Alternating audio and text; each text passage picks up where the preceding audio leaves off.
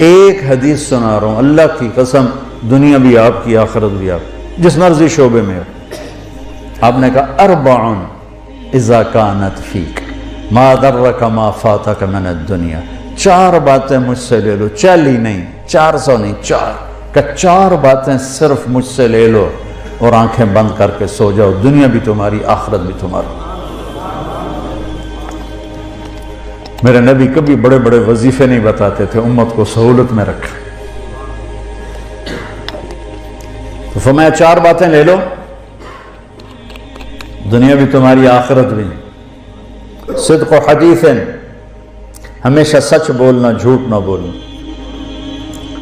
صدق و حدیث،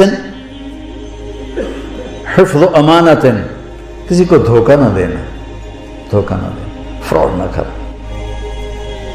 حسن و خلیقت، اخلاق اچھے رکھنا، گالیاں نہ دینا، بدتمیزی نہ کرنا، میٹھے بول سے لوگوں کے دل خریدنا، بشاشت سے، مسکرانے سے لوگوں کے دلوں پہ راج کرنا۔ عفت فی طعمت، رزق حلال کمانا۔ 4 باتیں، اور اس میں پورا دین میں نے آپ کو، میں نے نہیں ڈالا، میرے نبی نے پورا دین ڈال کے دے دیا۔ فرائض کے بعد نمازی تو چھٹی کوئی نہیں، میرے نبی کے نواسے نے سر کٹایا، نماز نہیں چھوڑی، اپنی ساری اولاد ذبح کروا دی، نماز نہیں چھوڑی۔ اس کے بعد کون یہ کہہ سکتا جی پڑھی نہیں جاتی؟